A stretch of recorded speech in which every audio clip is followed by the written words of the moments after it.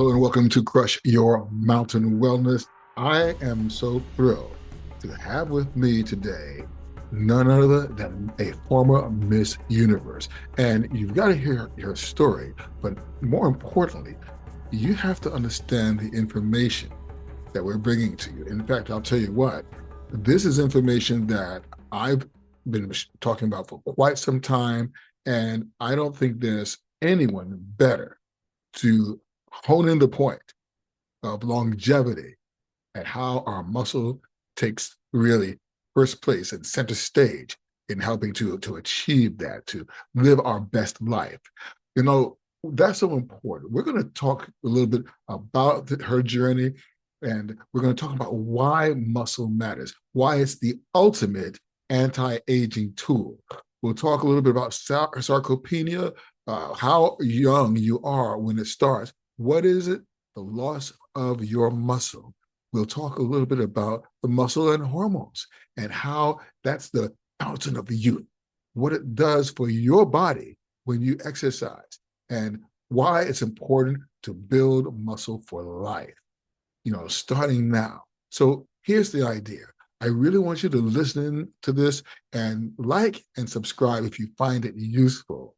And another thing, too, we want you to do something else. We want you to start strong yourself. We want you to get started and don't procrastinate.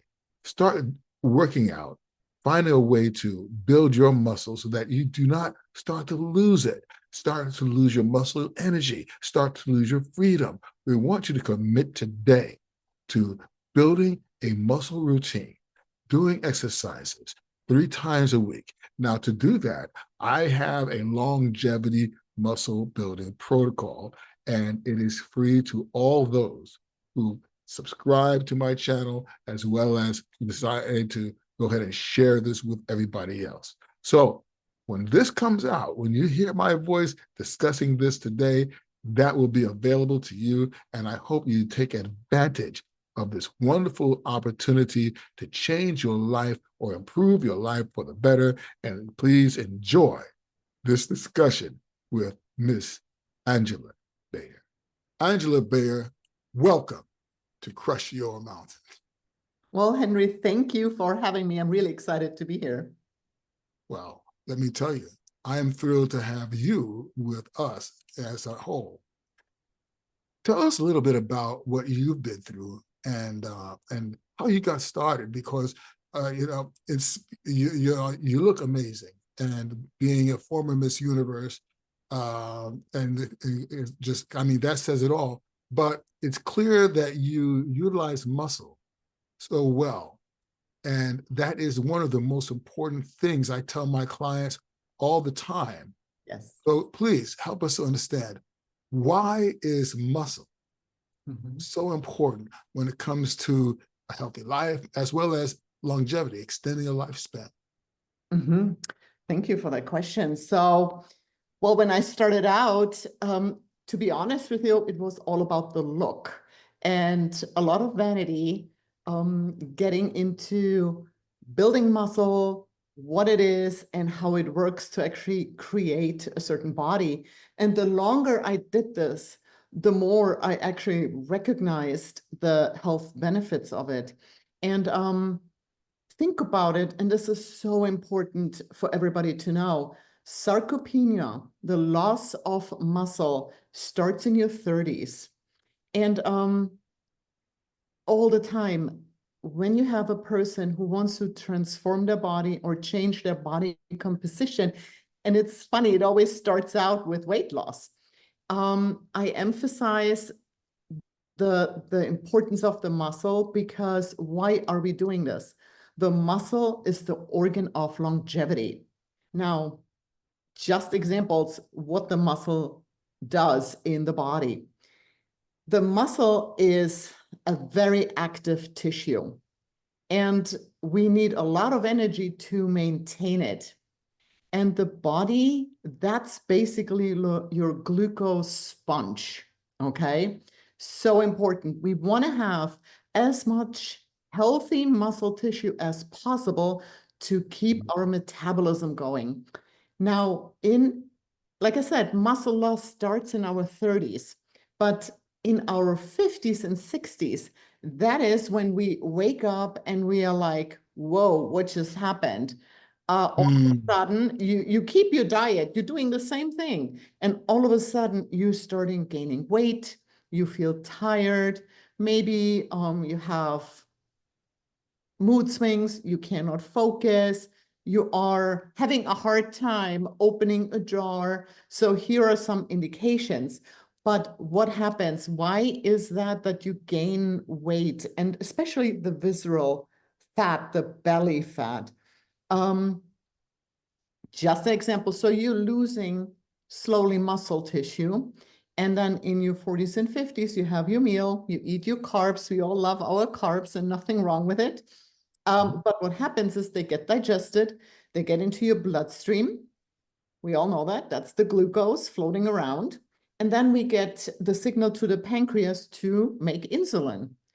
All fine and dandy. And the insulin gets produced, which is the hormone that acts like a key to open up the muscle cell and get the glucose out of the bloodstream. You want to get it out of the bloodstream as fast as possible. Now, if you don't have active muscle, healthy muscle tissue, the glucose can't go anywhere. So it goes back to the liver, spills over in the liver, and we put on this visceral fat, this belly fat. So that's actually insulin resistance, and that's one key what indicates that you're going to be in trouble, that you are going to have pre-diabetes or diabetes, and that is very, very dangerous, very fatal. Like you cannot maintain that. So there is not enough muscle tissue or not enough healthy muscle tissue, what interferes with your metabolism. The other thing too with muscle and bones, let me tell you, muscle and bone is like a married couple. If the muscle is healthy and strong, the bones are going to be healthy and strong. They go together. Same thing. If you lose a lot of muscle, the bone will not keep up. Why should the bone keep up to be strong and robust if there is not healthy muscle tissue, what it needs to carry? So, and for example, with women, with men too, but not as to an extreme, but with women, when they drop their hormones in their midlife, with less estrogen, actually the bone gets weaker much, much faster. So for them, it's even more crucial to keep up the muscle tissue if it comes to bone health.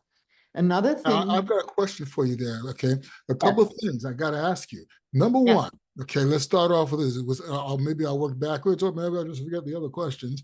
But number one, okay, so with women building muscle, okay, all right, as they build muscle, I've had the understanding that men that build muscle, they automatically generate more testosterone.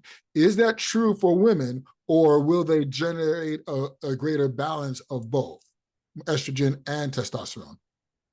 Good question. So, okay, women are not small men. There is Thank God. there is a difference, yes. So women have a lot of estrogen receptors, and by training the muscle, the both hormones increase. So yes, it's a different hormonal environment, and the muscle actually supports the balance. The more muscle you have, the more you work it, the smoother like premenopause and the hormonal change is going to be. Same for men though. What happens though with men, they decline very linear. Women, they drop. So Wow. they drop and then it stays steady and they drop again. So that's a difference. So men are more like a ski slope, and women are more like steps. Correct. Okay. So there is in both like a decline, yes. Especially if you don't take care of the muscle. The more you take care of that tissue, the more you're balancing it out and the more active everything stays, because the muscle is a very active tissue, as I said.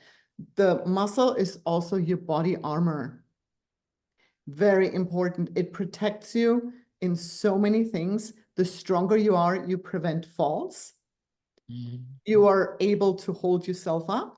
You can just move better, act better.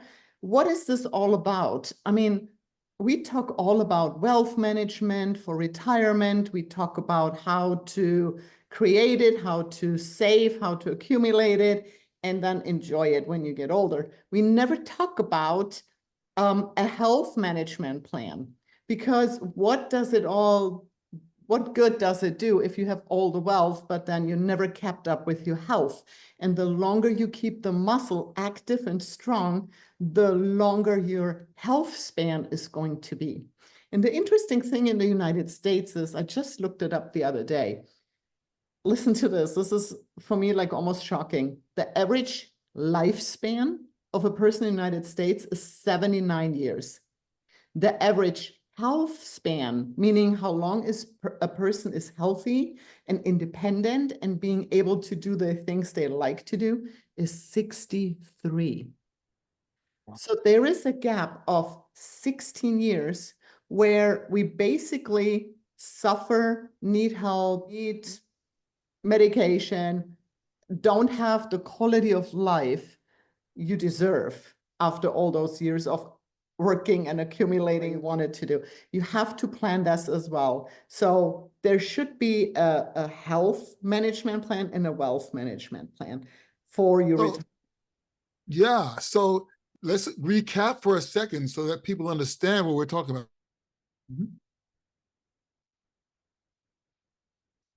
Number one, you start, no difference, you start losing muscle in your 30s. Yes. Number two, as you age, as you get older, that sarcopenia increases.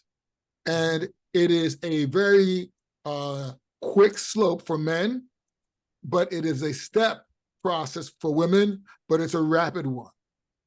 Right. Yeah. That's the hormones. Yes. The loss of muscle is always number three, we're thinking about the men, okay, for men and women, the average health span is 63. After that, we're more apt to have all the other illnesses. And then, of course, we talked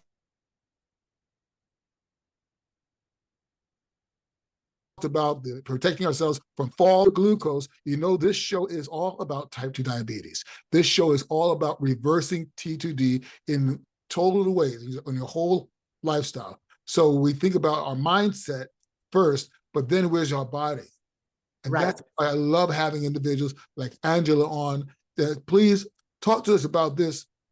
Okay, let's just say we have someone who they've never picked up a dumbbell. They just know they like to call people that when they were in school, right? But they've never picked a real one up. How can a person get started? And really, is resistance training, or better yet, why is resistance training probably the best way to go for building muscle? Yeah. How do they get started, and how's that good?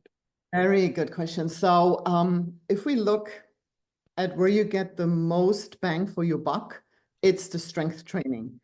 We have all kinds of different forms of being active, from walking to all kinds of cardio sessions, of Pilates, yoga, all kinds of different things. But if it comes to actually trigger muscle building, you have to lift weights, and it has to be a good resistance, and it has to be progressively an overload. You can't always lift the same weight and think you improve. You always have to challenge your body. Now, if you never ever lifted weights, sometimes just your own body weight is heavy enough, because at the beginning, what you need to do is build the neural pathways to the muscle. You need a muscle-mind connection to actually understand the right movement so you can perform the exercise. So doing a regular body squat can actually be, for some people, a good start, and then start lifting up dumbbells, do the squat with a dumbbell, and same with a push-up. A push-up is a great strength training exercise, and it's your own body weight. So you don't need a gym membership or complicated machines or anything. Your own body and dumbbells and a nice space at your house can be enough. And the key of all of this is progressive overload and consistency. You can't do it with one time. You have to be consistent. It has to be a lifestyle. Yes, indeed. Absolutely. So when we think in terms of getting started, okay, what I like to do with my clients, I love to get them to do the body squat. I love to do something that was developed by one of the doctors that I'm familiar with. That's the nitric oxide dump, which includes a full body squat several times and in quick succession, as well as arm movements and things of that nature. But we also move them all into the push-up. And have you heard of the rest pause technique by Dr. Jim Stepani when it comes to saying cranking out as many push-ups as you think you can do, giving yourself 12 seconds of recovery and crank out several more, but I like to use that technique. Yes. So, oh my gosh, there's so many training methods. And this is the fun thing. And that's what makes it interesting, because you want to confuse the muscle. You always want to trigger the muscle to be challenged and grow. And you can do this in different ways. You can either use more weight, so you crank up the weight. You can do this with repetition, or you can do this with shorter breaks in between sets. And just examples, how you can make the same workout different, more difficult, more challenging. Like I said, it's the same movements. What I like to do, if somebody has some workouts in already and is a little bit more advanced, I start with compound exercises where multiple joints are included at the beginning, and then I finish up with single joint exercises to really focus and dial in on the certain, like one muscle. If somebody's more advanced, I can break it up in different muscle groups during the week, depending on where the weakness is of the client or the strength. We start with the weaker muscle group at the beginning of the week, and we end up with the one they like the most or they're the strongest. So by the end of the week, we can push this easier. Okay, so now many of the clients, people are listening and they're hearing you refer to various types of exercises, the compound, the single joint focus, etc. Could you break down which one is which? Okay, yeah. So yes, you and I know, but now which ones would be, say, a multi-joint compound exercise? Mm-hmm. That's always when there are more joints included. For example, the squat or a lunge, that's a multi-joint exercise. The pull-up, you have back, shoulder, arms, you have like more joints included. A regular bicep curl, that's a single joint. A lateral raise is a single joint. That's very isolating movements where you really focus on one muscle. Mm-hmm. So for those that are now learning all of this, just get basically, okay, if you're doing a push-up, multi-joint. So while you're using your elbows, you're using your shoulders, you're building your chest, you're actually engaging your core. So all of those, that's a compound exercise, okay?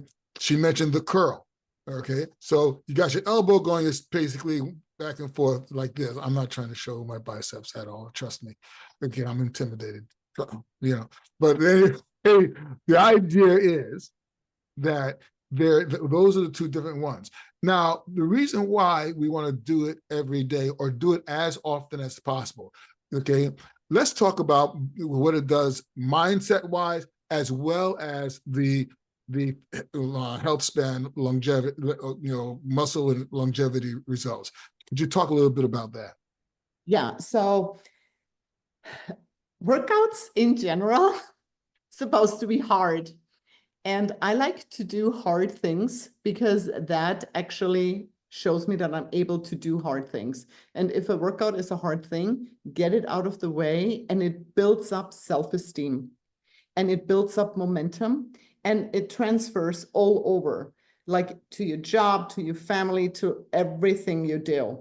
And it's so crucial if you set yourself up, if you say, okay, working out is one of the things I want to include into my life and I want to be healthier. And this is one thing what is hard for me. You have to put certain things in place to make it happen.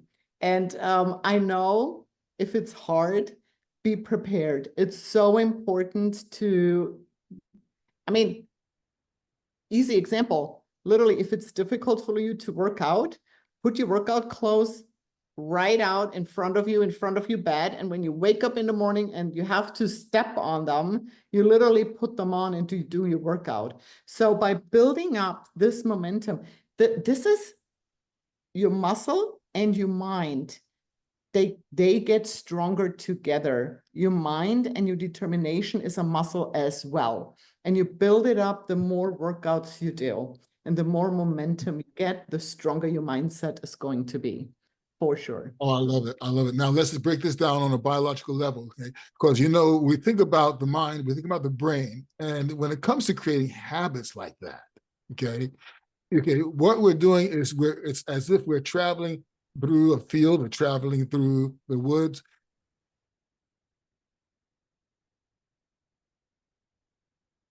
We're actually creating a path through the foliage, get through the weeds.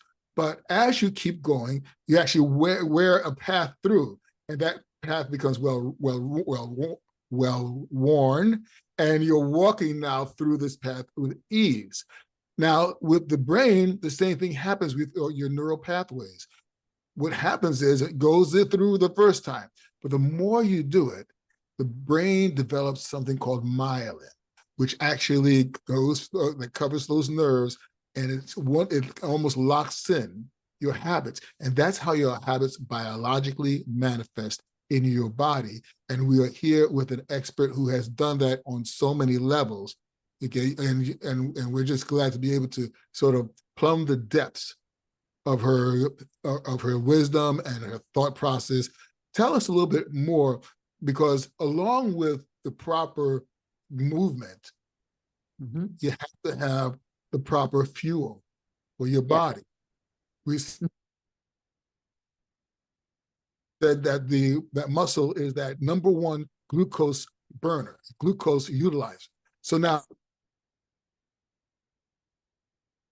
what do we put in our body? More importantly, build the muscle. Yes. Very good question. So we know fat and carbs are for energy and the protein is for building. This is the building block. Now, very, very important part is you have to have a robust amount of protein in your meals to actually trigger muscle protein synthesis. And what is very interesting, the older you get, the more anabolic resistant you are going to be.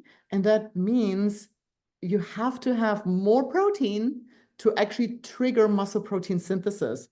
So again, if you keep the diet you did in your 20s, you won't see the results in your 40s and 50s because the macros are off. You're not having enough protein compared to the carbs and fats. So I'm not saying have more calories, but I'm saying the ratio of protein, carbs, and fats is different as you get older. Now, in general, what I see is that my clients are not eating enough protein. And what they do, this is also interesting, they have little meals all spread out during the day with protein like 10 grams, 15 grams, and they eat it, but they reach basically their protein goal.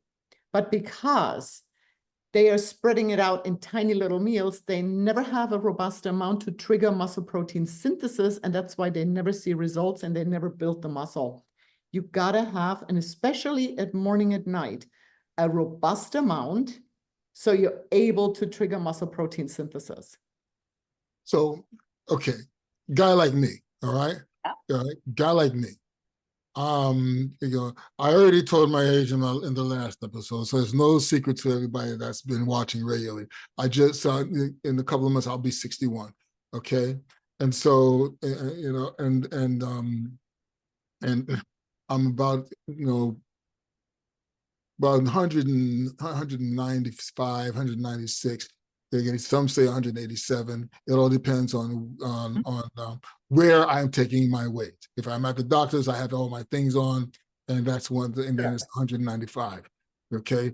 So that said, how much protein should I eat in one setting? Okay. So what is your ideal body weight? Not what you weigh right now. What is your ideal body weight where you want to end up? So my ideal body weight would basically be about 180, 185. I'm not that far from it.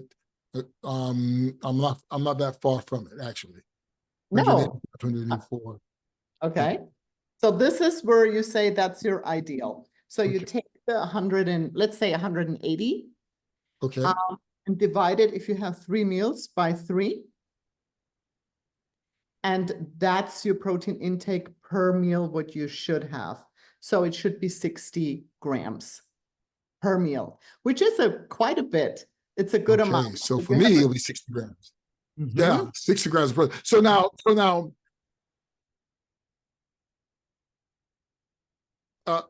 let's just say, okay, I am definitely carnivorous. Okay. So the other question is though, since you can get your protein from other sources, what should my plate look like in that case? Okay, if you want the 60 grams of protein and you want the different protein sources. If right. So, okay, that's a very good question. Protein is built out of amino acids. And there are essential amino acids which the body cannot make. We have to eat them through food. The one amino acid which is very important, which triggers muscle protein synthesis, is leucine. Leucine, you need at least 3 to 5 grams in a meal to trigger that. Okay, so just putting this out there because I like to make it easy and simple, and animal proteins are the easiest way as dairy products because they have the full amino acids. And for people, they're covered, they don't have to think about it. So if they have like the 4, 5, 6 ounces of beef, chicken, turkey, if they use seafood, if they use eggs, dairy, they do their numbers, they're covered. If you are plant-based, it's a different story because the plants provide protein. And this is actually a shame because in nutritional labels, they tell you in carbs how much sugar it is, how much fiber it is, on fats, how much saturated fat, how much unsaturated fat, how much trans fat is in that food. And then you read on the bottom, protein, 10 grams. We would actually need the aminos. We would actually need to know if this is a complete protein because, for example, plant-based protein is not complete and it wouldn't trigger muscle protein synthesis. You have to eat way more plant-based protein to actually get there. So, for example, I need 30 grams of protein per meal.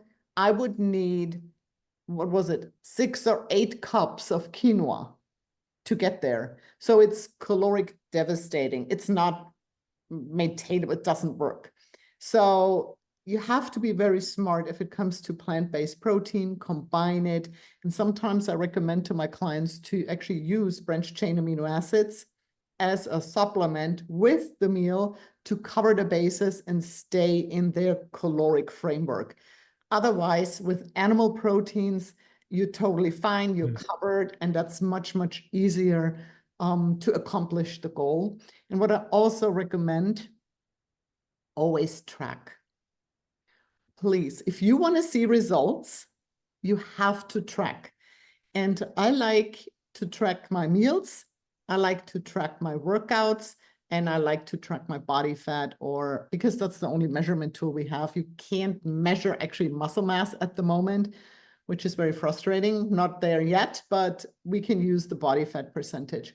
But if you don't track, you cannot actually see what's going on, where the problem is, and you cannot dial in. You have to track. You know, I just had a discussion in our last episode with a fitness trainer. Her name is Michelle, and she's working with me on a project coming up. But we discussed the point about the BMI, the body mass index, Oh, yeah. and the challenge that we both have with that is it's rather misleading for the individual because, okay, standing on a scale or using the BMI, according to the BMI, I would be considered obese. Yeah. Okay? I would be considered obese, and I don't. I have a bit of fat on me, but I do not have a lot of fat on me, as opposed to somebody who's never worked out, or the last time they worked out, they were in high school. Now they're middle aged, and you know, you see the frame, but you see the heaviness. So how do we? Huh? You Talk have to a me. very good point there. Right now, we are not having the right measurement tools. And it is very frustrating, especially for a client who starts out and they want to see results. And it's our measurement tools we have right now are not even as fine-tuned as we need them, because to be honest with you, if we talk about muscle growth, it's like watching grass grow. It's not fast. It takes time. But when you step on the scale, it is the same weight. It's the same weight. And they're like, well, nothing's happening. Yes, it is. But what you're using, the machine, the tool is not fine-tuned enough to actually show you progress. That's all it is. And BMI is, it's just the relationship between your height and your weight. And it has nothing to do with your body composition. I love, love, love the DEXA scan. You just go there, get a DEXA scan. It tells you your resting metabolic rate, which is wonderful. So you can work with that. You get a very, very exact number of your body fat, of your bone density, and then you can work around and see how much muscle you have. So that's a very nice tool. You can use a scale at home, and then on the scale, you can actually determine what body fat you have. Is it accurate at home, the scale? No, it's not, but it gives you a direction. You know, does it go up? Does it go down?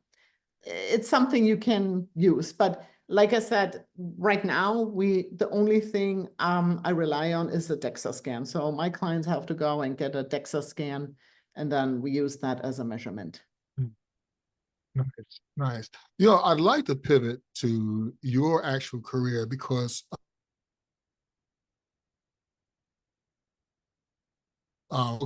this lady, she's lived and things like that, and what she's doing now. And so, you know, could you give us a little bit, talk to us a little bit about, you know, how you got started, what challenges you faced, what heights have you reached, and you know, and just you know, the overall story. Yeah, my pleasure. So I was actually a banker. I have a finance degree. I lived in Germany. I was very successful in my 20s in my job, was in management, but I had a lot of pressure. And it's interesting what happens. Well, right after college, I gained a lot of weight.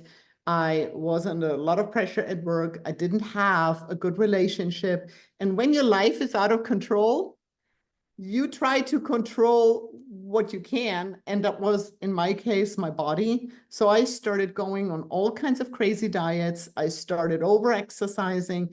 I was, back in the days, the cardio bunny, spending hours on a treadmill or Stairmaster. I did everything wrong, so to speak, if it comes to nutrition, just to be thin. And by doing that, I ended up in the hospital with major health issues.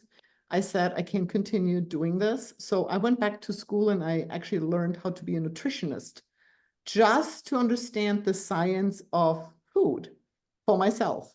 So I got a little bit better. I got into weightlifting. I built up, but the stress and my life hasn't changed, and it will hit you over and over and over again. I'm telling you, you got to address it. So what I did, I actually quit my job, broke up with my boyfriend, and I went to the United States just to learn English. When I did that, I fell in love with the country. I'm like, oh my gosh, I want to stay. And what did I do after the language school? I got an internship at a bank because it was my comfort zone. This is what I was familiar with. So I ended up being an internship at a bank. And it's funny, if it's not meant to be, it's not meant to be.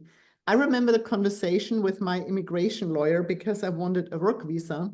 And I said, what do I need to do? And she's like, well, as a banker in the United States, you won't get a work visa. You have no special skills. You have to go back home after the internship. And I said, well, what do you mean special skills? I mean, I don't have special skills in banking, but I can lift things up and put them down really well. And she's like, well, what do you mean? I said, I'm good in bodybuilding. She's like, okay, if you can get a world champion title for the United States, you can get a green card. I thought she was joking. I'm Now like, say what? that again. If you can get a world champion title for the United States, you can get a green card. Wow. Okay, go ahead. Mhm. So, okay, I had nothing to lose. Now, let me tell you, during that internship, I made $400 a month. That was my budget. I had nothing to lose. I wanted to stay. So I'm like, okay, I'm going on a diet. I'm prepping, and I try out to compete at the Miss Physique class in natural bodybuilding in Florida. So I competed. Now, Mhm. no. So now you were only getting $400. You Yeah, are an accomplished banker in yeah, Germany. You come yeah. to, and now as an internship, Mhm. you've got $400 that you can just go crazy with, right? Yeah. Right. Uh, so now again, the mindset is what we're Mhm. looking at here. Okay, so you started at that point. Now I'm taking your steps. Continue with the story and talk to us about this. Yeah. I just wanted to read. Yeah. No, no, no. Yeah. So I came with two suitcases, and like I said, it was a big wake-up call, but like I said, I loved that country and I wanted to stay. And I said I cannot lose, I can only win. So I just kept on this tunnel vision. I did my diet, I worked out every day, and it's so interesting when you are in that flow and when you are in your happy place. Oh my gosh, my body was responding. Those workouts were intense. I know they were, but I felt happy. I was in such a good place in that moment, and you could watch me change. So when I competed at the Miss Florida show, I won Miss Florida, got qualified for Team USA. The show was actually in Los Angeles. Yeah, and I competed at the Miss USA, won Miss USA, got qualified for Miss Universe, and I couldn't even believe it. All I wanted at that time was to be in the finals, because you have the pre-judging in the morning where you wear your black bikini and you get compared with everybody. And then in the evening, you have like your routine where you can wear the bling bikini and yada yada. And all I wanted to be in the top 10 to do my presentation, because I had an American flag bikini and I was like performing to Here She Stands by Michael W. Smith, the song about the American flag during September 11th. Here She Stands was a very emotional song for me. So yeah, I made it to the finals. Again, it was this perfect day. My body was that day just chiseled. I was in shape. My mental like state, I was excited, and I did a great performance. And yeah, I won Miss Universe for the United States, and I got my green card. And that was the sign to actually say, okay, enough of banking. You're not meant to be a banker. And I started personal training, and I started from the bottom, literally standing at the gym, getting clients, which came pretty quickly. I established a client base. I trained thousands of people. And at the beginning, it was more about, like I said, sculpting bodies, because I don't know, have you seen that series on Netflix? What is it? Queen's Gambit? Queen's Where, Gambit. yeah, where she sees like the chess figures on the ceiling at night. Uh-huh, That's uh-huh. how I see muscle fiber. I see Oh, yeah. bodies, I scan bodies, and I know exactly how I can change somebody to improve the physique. I know, okay, this person needs more shoulder. We have to bring the waist in. We have to do this and this. It constantly goes. You are a female Michelangelo. You know that, right? I don't know You about know, that, but let me I tell love you. this. First of Yes, all, you use that word sculpting. You said that yourself. Then, yes, and Michelangelo, his philosophy was that he did not carve a statue.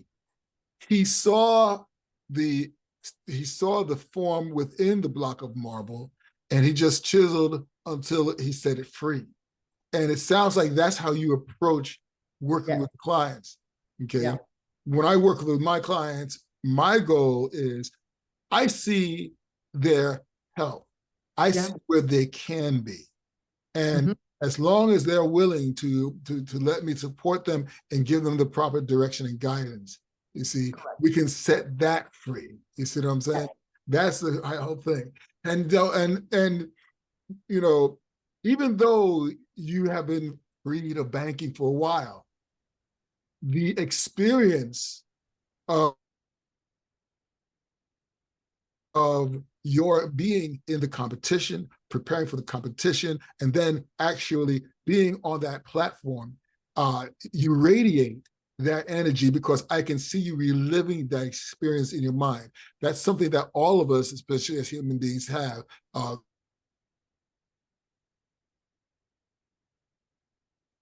The ability to do, and that's what happened with her. You know your happy place, Yes. and you know where you belong. That's the great of where you are and how far you've come. You know, tell Yes. us, okay, when with individuals now that may want to work with you, Mhm. where can they find you? Yes. So on social media, I'm health coach Angela, and my website is House of Shape. And yeah, so I'm not sculpting, not only sculpting. Health became one of my, yeah, major points now, because I literally, it's so interesting, transitioned from just sculpting to actually look at the health. And that's same thing. I totally understand where you're coming from. And yeah, that's what I do now, bringing health. And the interesting thing is, Henry, if you focus on health, the body composition is changing and you're sculpting your body. It's a byproduct. Mm-hmm. You know, the old saying is, "Do what you love, Yes. and the money will follow." Yeah. But now, if you build your health or build the muscle, the health will follow. If you Yes. build your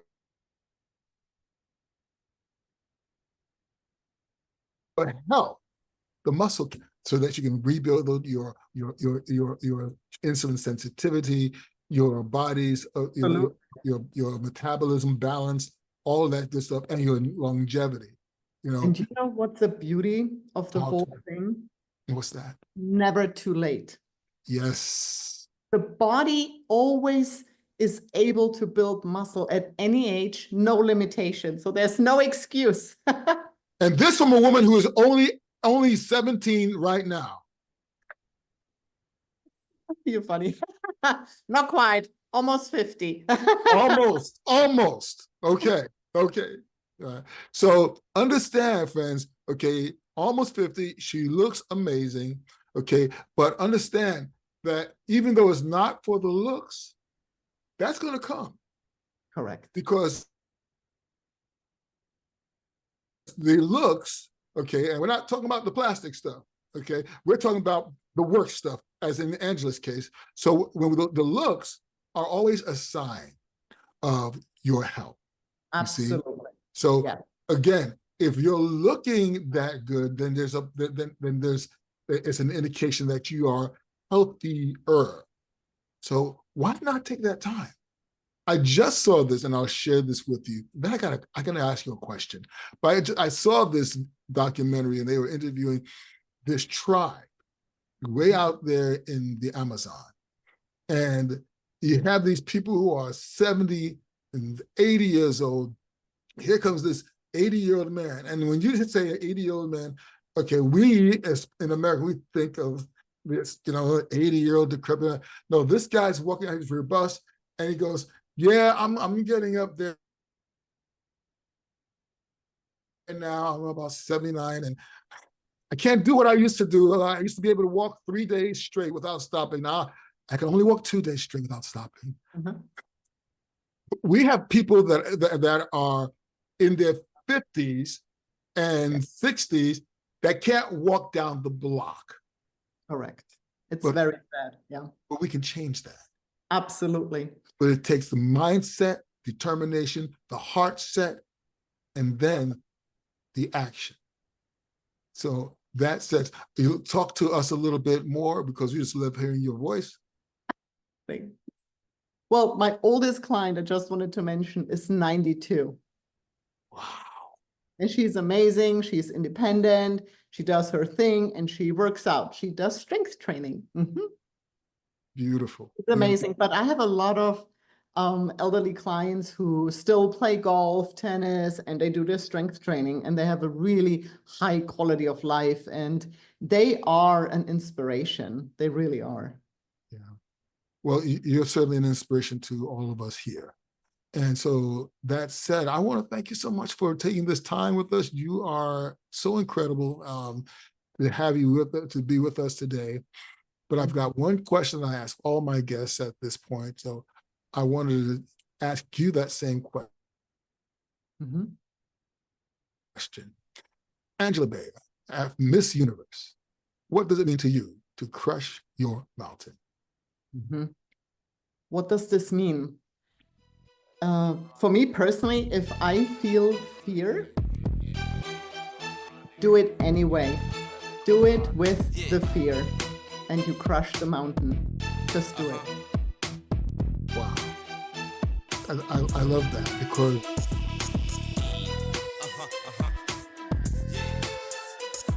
that is often the description of everyone. Number one, find Angela if you are in her area, on her Facebook page, if you want to do that.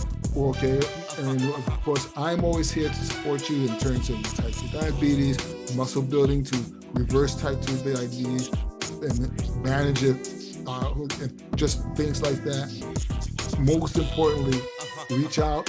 She's got great insight. You can give us a lot of different answers, some of which I can't answer right away, but she's got it. And I just want to tell you, folks,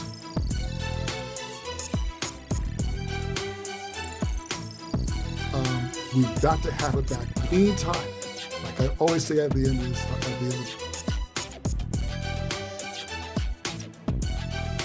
our discussion. So just climb your mountain. Angela, thank you so much. Thank you for having me. Hey, thanks for watching Crush Your Mountain. If this is of any value to you, if you enjoyed the information, if it's even a bit entertaining for you, please like and subscribe. It helps us with the algorithm. Leave a comment. We'd love to know what you think.